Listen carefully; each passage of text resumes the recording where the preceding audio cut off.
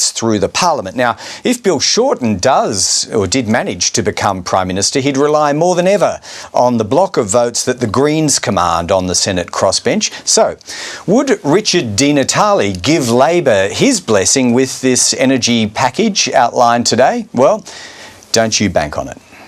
The neg was designed to appease Tony Abbott and the climate deniers, and yet Bill Shorten has backed it in. When the neg was proposed by the government, Bill Shorten called it a joke of a policy. Well, Bill Shorten has now become the punchline in what is the sick joke that is climate policy here in Australia. Oh, that's great.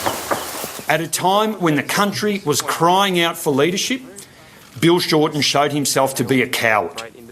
At a time when the country and future generations need this parliament to act, Bill Shorten has said, well, it's business as usual from the Labor Party. It's not good enough. The one guarantee I give is if we see a strong Green Senate and more Greens elected to the lower house of Parliament, we will push Labor every step of the way so that they adopt a policy that's more in line with the science and less target.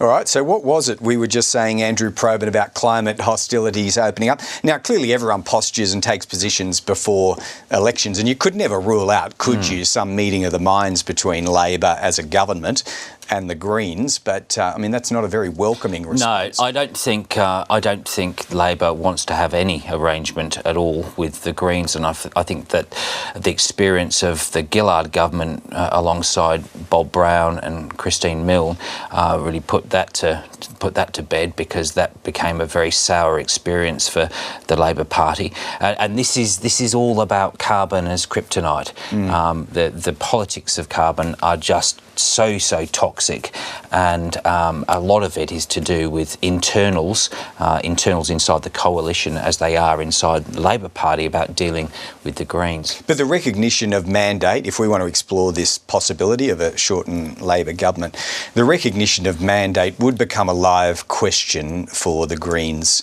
in the next Senate. I just wonder whether Richard Di Natale would do as Bob Brown once did, when push comes to shove and you're looking at each other across the chamber here. I wouldn't think so. I mean, I think mandate is always, it's a curious commodity, mandate, because every party says it brings its own mandate to Parliament, and the Greens will say that its mandate, because of the people who voted for them, was to call for greater, stronger action on climate change, be they policies that the Coalition or Labor cannot stomach. All right, well, a bit to get through, including, I think, further offerings from you today, Andrew Probyn, on other platforms and arms of ABC News, so we'll let you go, and thank you at this point. And so that is it for our live coverage of what generally must be regarded as a significant Labor policy launch. Of course, there'll be more of them, and we'll bring them to you from both sides, all sides,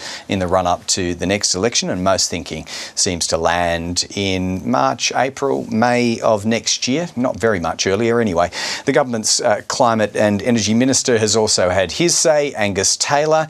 They're from Newcastle, and if there is further significant reaction, we will bring it to you on the news channels throughout the afternoon.